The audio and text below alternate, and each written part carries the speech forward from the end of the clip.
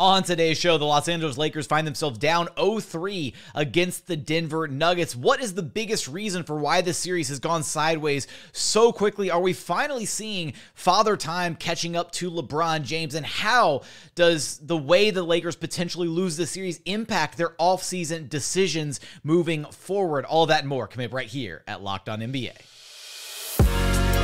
You are Locked On NBA, your daily NBA podcast.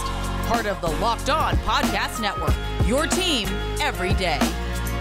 What's up and welcome to another edition of Locked On NBA, the biggest stories with the local experts. I'm your host, Jackson Gatlin, also host of Locked On Rockets right here on the Locked On Podcast Network. Now, today's episode is brought to you by Prize Picks. Next game, how about Jimmy Butler to score more than 26.5 points? What about LeBron James to have more than 7.5 rebounds? Or how about Jason Tatum to have less than 6.5 assists? Or what about Jamal Murray to have more than 3.5 three-pointers made? So what is Prize Picks? It's daily fantasy sports, but how does it work? Basically, you pick 2 to 6 players. If they score more or less than their Prize Picks projection, you can win up to 25 times back on your money on any entry that you submit. There's no competing against other people. It's just you versus the projections available. And Prize Picks offers projections on any sport that you watch. Entries can be made in 60 seconds or less. It's that simple. They're safe. They offer fast withdrawals. Currently operational in over 30 states and Canada. And right now, every day of the NBA playoffs and the finals, one Prize Picks user will win a chance at becoming a millionaire. But you have to download the app to find out how. So download the PrizePicks app or go to prizepicks.com to sign up and play daily fantasy sports. First-time users can receive a 100% instant deposit match up to $100 with promo code LOCKEDON. That means if you deposit $100, PrizePicks will give you $100. If you deposit $50, PrizePicks will give you $50. So don't forget to enter promo code LOCKEDON at sign up for an instant deposit match up to $100. Joining us now is the host of Locked On Lakers, Andy Kamenetzky. You can track down wherever you listen to your podcasts and on YouTube. Just search Locked On Lakers. And Andy, the Lakers find themselves in this, what is likely an insurmountable hole, 0-3 against the Denver Nuggets. Let's start with, what is the biggest reason the Lakers find themselves down 0-3 in this series after what have been at least relatively competitive set of games to this point? It's a bad combination of Denver is playing better than them. Denver is probably a better team, maybe not dramatically better, but better. And they have a wider margin for error than the Lakers. And we saw this in game one, where they managed to stave off what was pretty close to a Laker comeback. The Lakers shot themselves in the foot a couple times down the stretch, but nonetheless, Denver managed to hold that off. Game two, they managed to mount a pretty amazing comeback, which, again, the Lakers had some execution issues down the stretch, but, you know, Jamal Murray and I think a little bit overlooked Michael Porter helped carry Denver through a pretty amazing comeback. And then game three, they bookended the Lakers with just this blitzkrieg of Jamal Murray to begin and Nikola Jokic at the end. And Denver's stars have been better than the Lakers' stars. Denver's depth has been better than the Lakers' depth. And they're just outplaying the Lakers right now. Heading into this series, I went back and forth in terms of trying to make a prediction because I have had a lot of respect for Denver this whole year. I said before Phoenix began, Denver's going to beat them in 6 or less. I was like, they're going to absolutely wax this team. And as much as Mike Malone now at this point, this is shtick, you know, talking about how nobody respecting him and whatever. This is something I think he's doing to speak to his players and good for him. But Denver did spend a lot of this season getting overlooked. And I think people not believing in them because of past playoff issues that I think we're forgetting. No Jamal Murray then, no Porter then, sometimes no both of them, pre-KCP, pre-Bruce Brown, like Aaron Gordon really solidly being in that mix. Like all this stuff has really mattered. Denver is just the better team.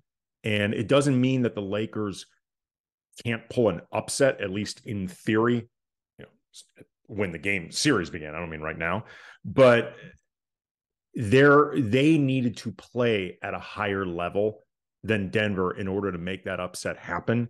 And they're not playing at a higher level. So this is where we are right now. I don't think, and even going into the series, even if you had Denver painted as the better team between the two, I don't think anybody predicted a sweep is the problem. Like this is where we're at. Well, we're not there yet. Not there yet. I know we're not there yet, but it's looking increasingly more and more likely.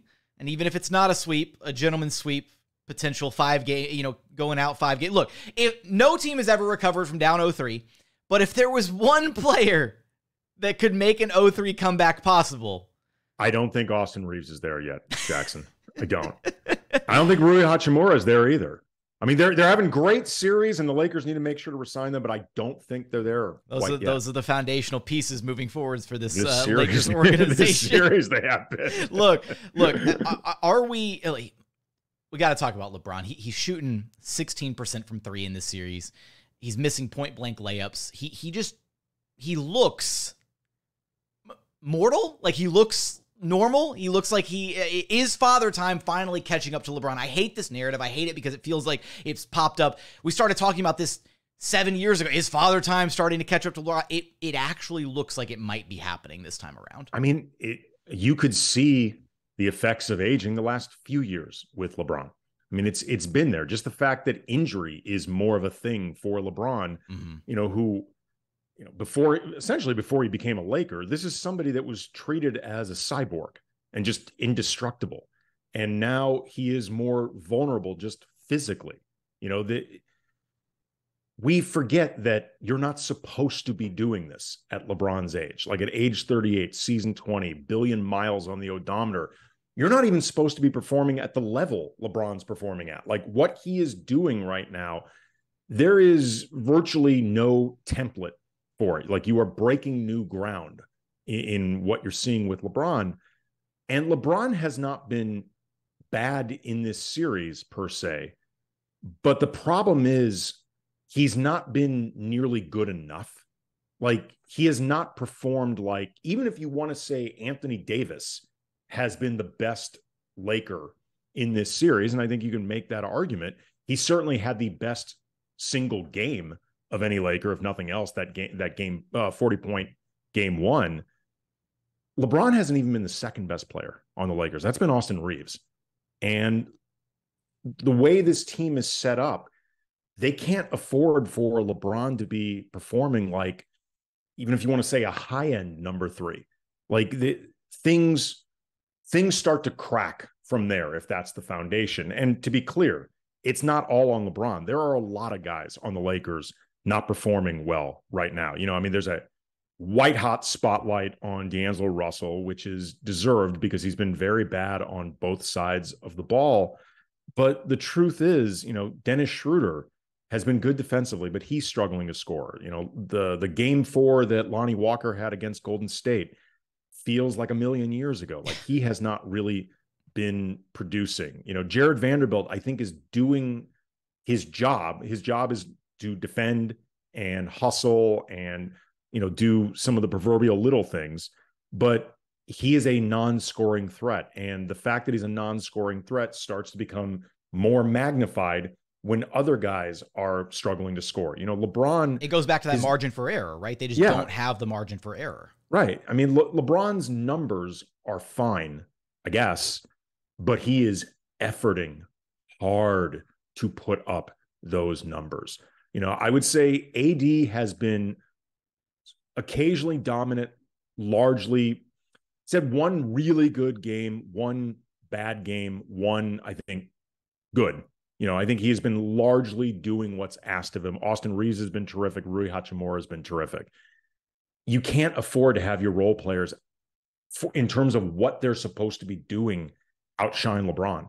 Like there's only so far you can get when that's the case, especially against a team like Denver that looks good enough to win the whole thing.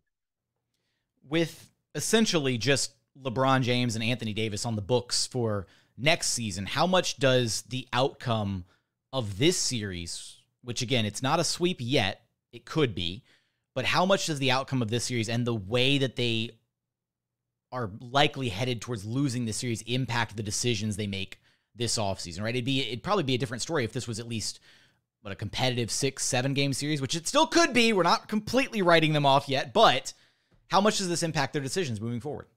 Well, I mean, I think there has to be some degree of perspective.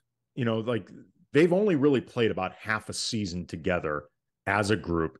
And that season was played under just heightened pressure because they had to play so incredibly hard to just put themselves in the position to make the play-in, much less the playoffs. Yeah. And they did a lot of it without LeBron. And I think this group on balance has performed very well together. I think they like to play with each other, for each other. I think they have a pretty good chemistry. I hope that they don't overreact to this series. I mean, I would be stunned at this point if they don't basically match any offer to keep Austin Reeves. Otherwise, I mean, the fans are going to justifiably go ballistic. I think unless the offer's absolutely insane, you should keep Rui Hachimura because he plays very well with LeBron and AD and also has the size that in certain respects can offset both of them in terms of LeBron's age and both of their injury issues. D'Angelo's tricky because on one hand, he has had a miserable series, even though I thought he, on balance, played well against both Memphis and Golden State. But your ability to replace D'Angelo Russell with somebody of his caliber becomes extremely difficult through free agency. And I know everybody's going to bring up Kyrie, but that, without things getting incredibly convoluted and maybe even getting a little lucky, Kyrie means gutting the roster. And that's a terrible idea. I mean, beyond all the terrible things that potentially just come with bringing Kyrie into your house on a long-term deal, like put all the waves arms around aside when it comes to that. The Lakers, we've already seen how this goes with 3 stars and no depth. It does not work, especially for LeBron at this stage of his career. He needs the most amount of help possible, the most amount of options, the most amount of players around him that can perform at a high level. It would be a bad move on a lot of fronts, if nothing else, to try to replace D'Angelo Russell with Kyrie Irving. If you think you can retain Rui, retain Reeves, I'm sure they're going to keep Jared Vanderbilt because he's just too inexpensive not to, and you think you can plug up the hole somewhere else, okay. But I think that might be premature, and I think it could potentially lead them down a road they don't like. Will the Lakers season come to an end Monday night? What big decisions face the organization in the aftermath of whatever happens this postseason? Of course, you'll have us covered for all that and more over at Locked On Lakers. Andy, I appreciate you stopping by Locked On NBA with me. Anytime, man.